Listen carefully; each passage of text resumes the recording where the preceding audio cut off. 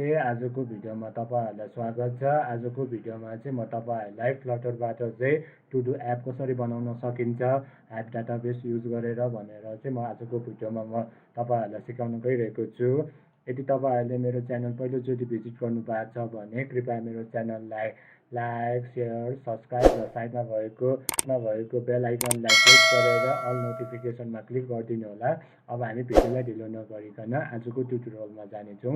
आजको ट्युटोरियलमा चाहिँ म बेसिकली टु डु एप कसरी बनाउन सकिन्छ एप डाटाबेस युज गरेर भनेर चाहिँ म तपाईहरुलाई सिकाउन गइरहेको छु।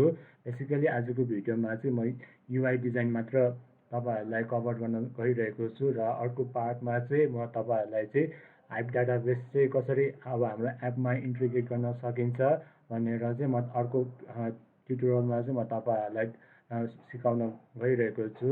र आजको बेसिकली हाम्रो डेमो भनेको चाहिँ यस्तो छ।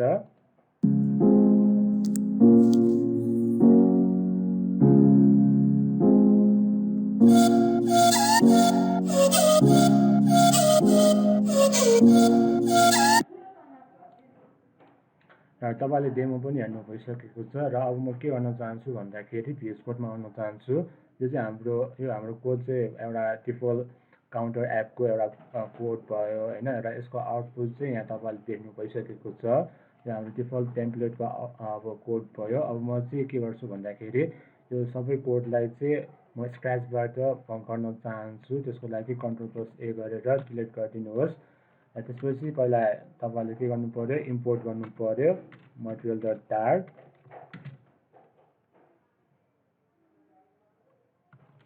र material.dart इम्पोर्ट गरेपछि तपाईले void main फंक्सन राख्नुपर्ने हुन्छ। यो void main फंक्सन भने अरु प्रोग्रामिङ जस्तै हो र यसमा चाहिँ तपाईले रन एप भन्ने एउटा मेथड बनाउनुहोस् र रन एप भित्र चाहिँ आर्गुमेन्टमा चाहिँ my app भनेर एज अ पास गर्न चाहन्छु र my app चाहिँ डिक्लेयर भएको छैन। डिक्लेयर गर्नको लागि म एउटा क्लास बनाउन चाहन्छु स्टेटलेस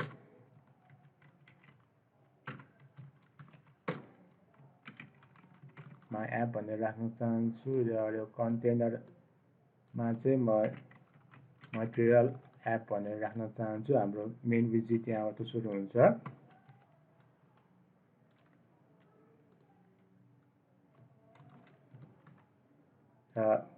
material app मा चाहिँ यसले होम भन्ने प्रपर्टी लिने भयो। होममा चाहिँ टु डु प्रोफाइल भनेर राख्न चाहन्छु। टु डु प्रोफाइल चाहिँ म एउटा फोल्डरमा राख्न चाहन्छु पेज भन्ने फोल्डरमा र पेजमा चाहिँ म एउटा फाइल क्रिएट गर्न चाहन्छु टु डु अन्डरस्कोर प्रोफाइल.dart राख्न चाहन्छु र यसमा चाहिँ म स्टेटफुल विजिट रिटर्न गर्न चाहन्छु। टु डु प्रोफाइल राख्न चाहन्छु र यो हाम्रो इम्पोर्ट भएको छैन material.dart यसलाई इम्पोर्ट गरिदिनुहोस् र यहाँ main.dart मा आएर पनि यसलाई यहाँ इम्पोर्ट गरिदिनुहोस् र त्यसपछि म के गर्न चाहन्छु भन्दाखेरि यो कन्टेनरलाई चाहिँ म स्काफोल्डमा रिटर्न गर्न चाहन्छु र स्काफोल्डमा चाहिँ प्रपर्टी लिने भयो एउटा एप बार र अर्को बडी भन्ने प्रपर्टी। एप बारमा चाहिँ म एप बार भन्ने एउटा विजिट राख्न चाहन्छु र एप बार भित्र चाहिँ यसले टाइटल भन्ने एउटा प्रपर्टी लिने भयो। टाइटल भनेको हाम्रो जेनरली टेक्स्टमा हुने भयो। म चाहिँ आज के राख्न चाहन्छु भन्दाखेरि मैले चाहिँ तपाईहरुलाई आज एप डाटाबेसबाट चाहिँ टु डु एप कसरी बनाउने भनेर सिकाउन गइरहेको छु। टु डु एप भनेर राख्न चाहन्छु। मैले लास्ट ट्युटोरियलमा चाहिँ हाइभ डाटाबेस भनेको के हो अलरेडी मैले तपाईहरुसँग डिस्कस गरिसकेको छु। यदि तपाईहरुले त्यो भिडियो हेर्नु भएको छैन भने चाहिँ म त्यो भिडियोको लिंक म तल डिस्क्रिप्सनमा पनि हालिदिनेछु। अब ब्याकग्राउन्ड कलर पनि म दिन चाहन्छु कलर्स.fill राख्नुहोस् र एकचोटी म हट रिस्टार्ट गर्न चाहन्छु। अब हाम्रो आउटपुटमा कस्तो चेन्ज आउँछ हेरौँ।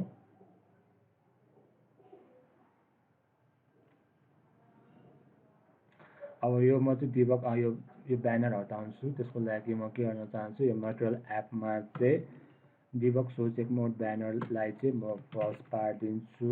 त्यसपछि फेरि हट स्टार्ट गर्नुहोस् र हट स्टार्ट गरेपछि चाहिँ अब यो ब्यानर चाहिँ यो हटेर जाने भयो।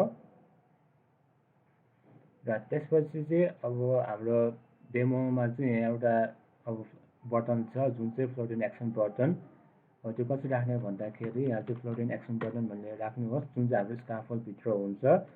यसले चाहिँ एउटा फ्लोटिङ एक्सन बटन नै लिने भयो र यसभित्र चाहिँ दुईवटा प्रपर्टी लिने भयो, एउटा चाइल्ड र अर्को अनप्रेस भन्ने मेथड। अनप्रेसमा चाहिँ अहिलेको इम्प्टी फङ्सन बनाउनुहोस्। चाइल्डमा चाहिँ म अहिलेको लागि आइकन राख्न चाहन्छु। तपाईँले आइकन डट एड राख्नुहोस् र चाहिँ सेभ गर्नुहोस्। यो आइकन यहाँ आयो होइन। अब मलाई यहाँ बिचमा चार भने चाहिँ हामीसँग फ्लोटिङ एक्सन लोकेसन भन्ने प्रपर्टी छ। यसमा चाहिँ floating action location dot centre फ्लोटमा राख्नुहोस् र सेभ गर्नुहोस्। बिचमा आयो होइन। अब मलाई के गर्नु पर्यो, यो बटन प्रेस गरेर चाहिँ मलाई यहाँ एउटा डायलग बक्स देखाउनु पर्यो, जुन चाहिँ आजको मोटिभ भनेको मेरो तपाईँहरूलाई सिकाउने यही हो, जुन चाहिँ आज मेरो फोकस भनेको युआई डिजाइन र नेक्स्ट ट्युटोरियलमा चाहिँ हाइभ डाटाबेसलाई चाहिँ इम्प्लिमेन्ट गरेर चाहिँ म तपाईँहरूलाई सिकाउन गइरहेको छु। यहाँ तपाईँले के गर्नु पर्यो भन्दाखेरि यहाँ तपाईँले एउटा सो डायलग भनेर एउटा विजिट राख्नुहोस्, नभए तपाईँले यहाँ रिटर्न पनि गर्न सक्नुहुनेछ। रिटर्न सो डायलग र सो डायलगले दुईवटा प्रपर्टी लिने भयो, एउटा कन्टेक्स्ट र अर्को बिल्डर भन्ने प्रपर्टी। र यो बिल्डरले चाहिँ के लिने भयो, एउटा आर्गुमेन्ट लिने भयो जुन चाहिँ कन्टेक्स्ट लिने भयो। यसले चाहिँ के रिटर्न गर्छ, एउटा डायलग भन्ने एउटा रिटर्न गर्छ। डायलगमा चाहिँ म पहिला के प्रपर्टी राख्न चाहन्छु, यसको सेप राख्न चाहन्छु। सेप भनेको हाम्रो राउन्डेड रेक्ट्याङ्गुलर बोर्डर भनेर राख्न चाहन्छु र यसको बोर्डर रेडियस चाहिँ सर्कुलर बनाइदिन्छु। हाम्रो त्यो के भन्छ डायलग चाहिँ यसको चारवटा साइडमा चाहिँ हल्का सर्कुलर राख्न चाहन्छु। बोर्डर रेडियस डट सर्कुलर र 30 राख्नुहोस् र यसको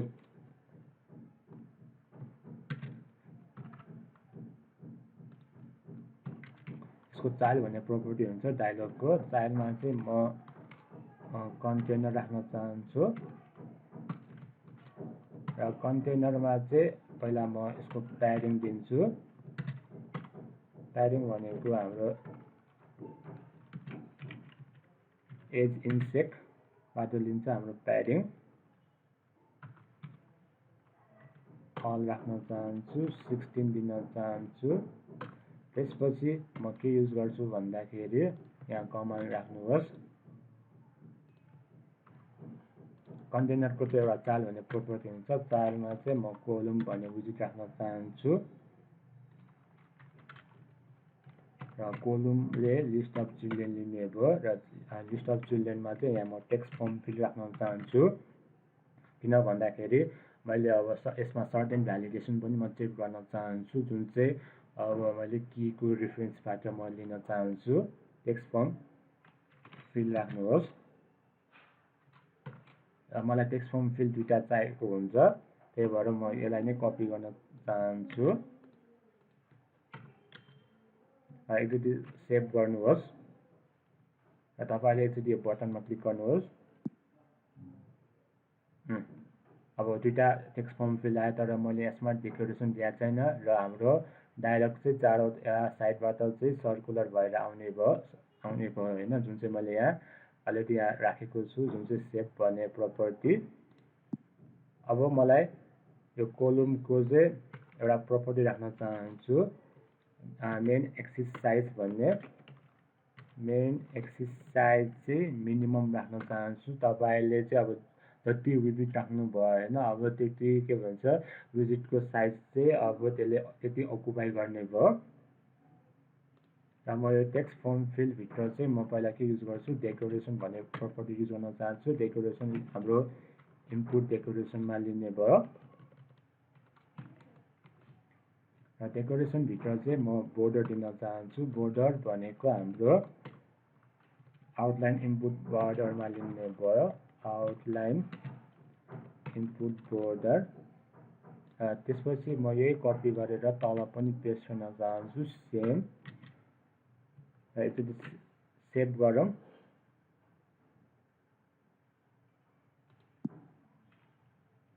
बोर्डर आयो हैन टेक्स्ट बक्सको त्यो के भन्छ बोर्डर चाहिँ आउटलाइन इनपुट बोर्डर आयो त्यसपछि यो चाहिँ टाँसिएर आएको छ अब मैले के गर्नु पर्यो भन्दाखेरि यहाँ साइज बक्स दिनु पर्यो तपाईहरुले साइज बक्समा चाहिँ म हाइट चाहिँ 15 दिन चाहन्छु र त्यसपछि म फेरि यो साइज बक्स चाहिँ यहाँ तल कपी गर्न चाहन्छु किन भन्दाखेरि अब हामीलाई बटन राख्नु पर्यो हैन त्यही भएर अब बटन राख्नको लागि म के बटन युज गर्छु एलिभेटेड बटन युज गर्न चाहन्छु एलिभेटेड बटनले चाहिँ दुईवटा प्रपर्टी लिने भयो हैन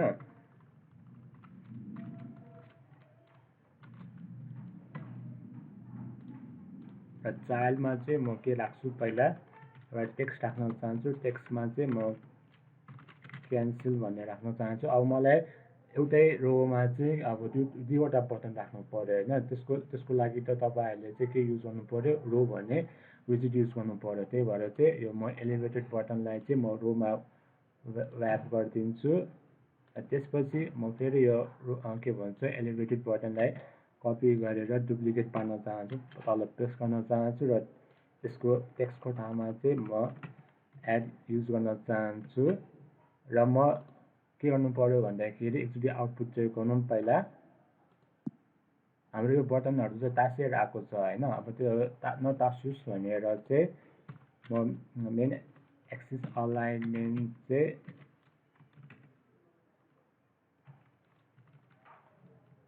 स्पेस एराउन्ड राख्न चाहन्छु अब यो राखेपछि कस्तो हुन्छ हेरौँ चेक गरौँ भएन अब मलाई यो बटनको चाहिँ हल्का डेकोरेसन गर्नु पर्यो जुन चाहिँ चारवटा साइड हुन्छ नि त टप लेफ्ट अनि बटन राइट बटन लेफ्टमा चाहिँ हल्का सर्कुलर राख्न चाहन्छु त्यसको लागि चाहिँ तपाईहरुले के गर्नु पर्यो स्टाइल भन्ने प्रपर्टी युज गर्नु पर्यो र स्टाइलमा चाहिँ तपाईहरुले यहाँ एलिभेटेड बटन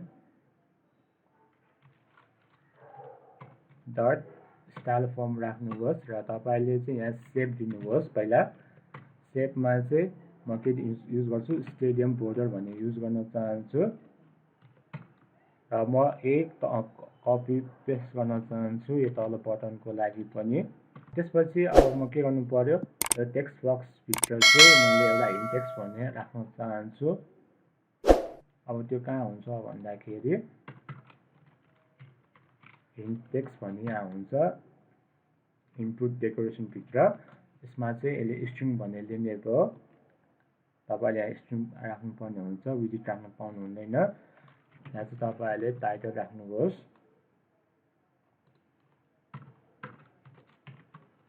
हिन्ट टेक्स्ट यहाँ तपाईले डिटेल राख्नुपर्ने हुन्छ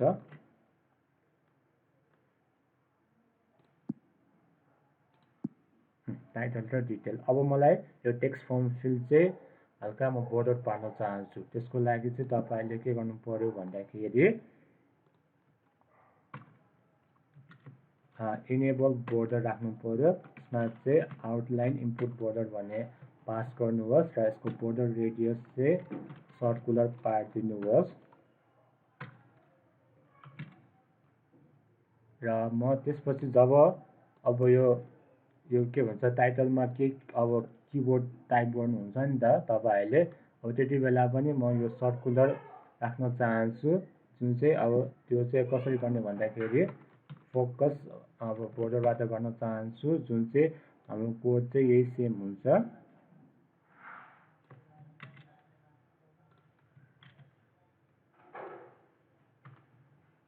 र त्यसपछि अब म यो दुईटैलाई चाहिँ म तल पनि त्यही कपी पेस्ट गर्न चाहन्छु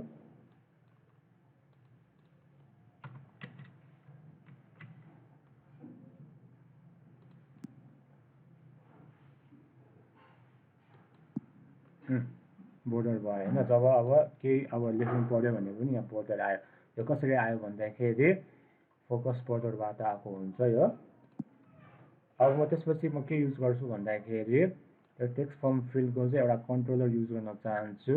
अब जुन चाहिँ अब पछि अब मैले हाइभ डाटाबेसबाट चाहिँ अब त्यो डाटा यहाँबाट आएको डाटा र तलबाट आएको डाटाहरूलाई चाहिँ सर्टेन अब फङ्सनहरू पर्फर्म गर्न चाहन्छु। त्यसको लागि तपाईँहरूले के गर्नु पर्यो, पहिला यसमा चाहिँ कन्ट्रोलर भन्ने एउटा प्रोपर्टी हुन्छ, यहाँ तल पनि एउटा कन्ट्रोलर भनेर राख्नुहोस्। माथि तपाईँले माथि गएर चाहिँ तपाईँहरूले चाहिँ यहाँ एउटा कन्ट्रोलर डिक्लेयर गर्नुहोस्, final title controller equals to text editing controller भनेर राख्नुहोस्। यहाँ यो कपी पेस्ट गरेर चाहिँ यसलाई डुप्लिकेट पारिदिनुहोस् र यहाँ चाहिँ तपाईँहरूले डिटेल भनेर राख्नुहोस् र यो जुन चाहिँ तपाईँले ग्लोबल इन्स्टेन्स जुन तपाईँले डिक्लेयर गर्नुभएको छ यहाँ तपाईँले यहाँ पेस्ट गरिदिनुहोस् र यो अब डिटेलको लागि पनि यसले डिटेल कन्ट्रोलर लिने भयो। र त्यो चाहिँ अब म के गर्छु भन्दाखेरि हाम्रो यो कोड चाहिँ अब एकै ठाउँमा भयो होइन। अब त्यो एकै ठाउँमा नहोस् भनेर चाहिँ म यो कोडहरूलाई चाहिँ छुट्टै छुट्टा गरी राख्न चाहन्छु, छुट्टै छुट्टै गरी। त्यसको लागि के गर्नु पर्यो, यो सो डायलगलाई चाहिँ म एउटा मेथडमा व्याप गरिदिन्छु।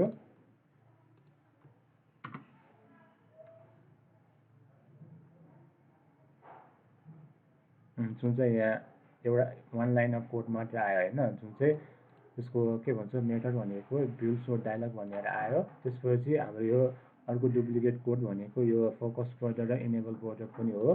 त्यसको लागि पनि तपाईँले मेथडमा एक्सट्र्याक्ट गर्नुहोस् र इन्टर गर्नुहोस् र म यसलाई माथिकोलाई नै कपी गर्छु तल। जुन चाहिँ हाम्रो कोडलाई चाहिँ अर्गनाइज टाइपले चाहिँ राम्रो हुन्छ, अर्गनाइज टाइपले चाहिँ यसले पर्फर्म गर्ने भयो।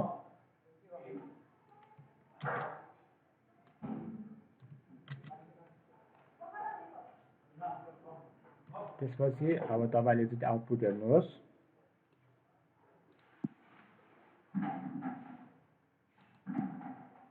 भयो होइन।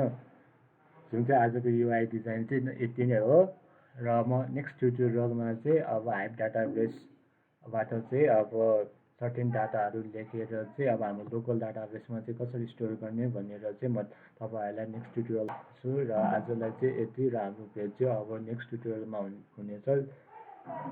जय नेपाल।